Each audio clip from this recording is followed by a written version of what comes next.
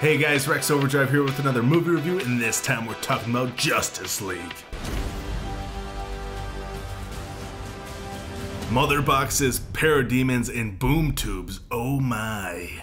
After the death of Superman, Batman takes on the mission to assemble a team to stop a worldwide threat. Alright, so I think we can all agree that DC hasn't really had the greatest start out of the gate. I've pretty much enjoyed all of their films. I think Suicide Squad is definitely the weakest out of the bunch, but I've had a really good time watching all of these movies for the most part, but I can still recognize that these films for sure have problems, and they haven't really resonated the best with critics and a large majority of the audience as well. But for the most part, I can say that Justice League is going to be a movie that it's not the greatest movie ever, but I think the general audience is really going to have a good time with it. This is kind of a mixed bag. There's a lot that I liked about Justice League, but there's a lot that I didn't like, and a lot of things that I think they really dropped the ball with, and we'll get to a lot of that stuff later. But I do think with Justice League, the good definitely outweighs the bad. One of the greatest parts about this movie is the characters, and I really feel like they nailed the dynamic with all these different heroes, and they just really focus this story on the heroes, and that does come with its problems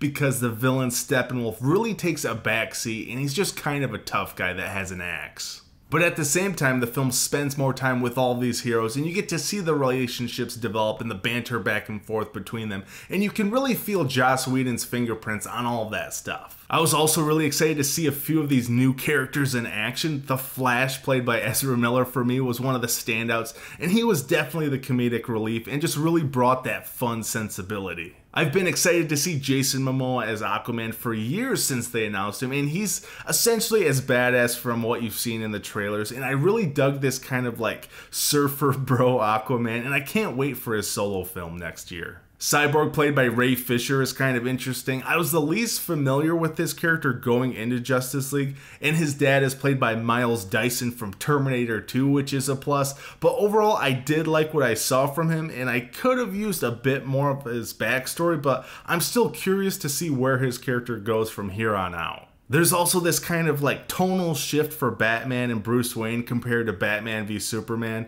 and a lot of the time he's playing either like the straight man to the Flash or Aquaman, but you can really tell they made some character changes for Justice League. And that's pretty much the case with this entire film, and there's clearly a tonal change that you can see on screen that the studio decided to make after Batman v Superman.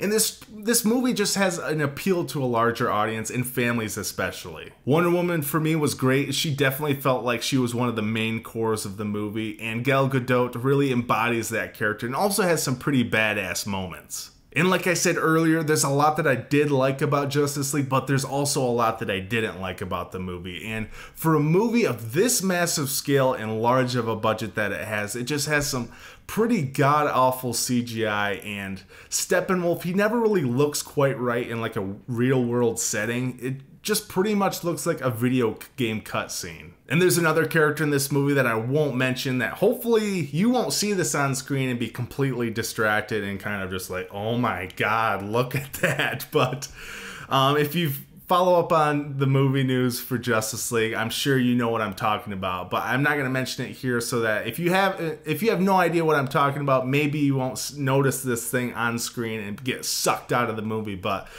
it goes to show this movie could have really used a few more months to polish up those visual effects, but for a movie this large in budget, it's like $250 or $300 million, there's no excuse for shit like that. The story is also kind of just average. Steppenwolf is a pretty bad villain, and he never really brings anything new or something that we haven't seen before, and he's not really given the amount of screen time for you to ever really care about or even understand what or why he's doing what he's doing.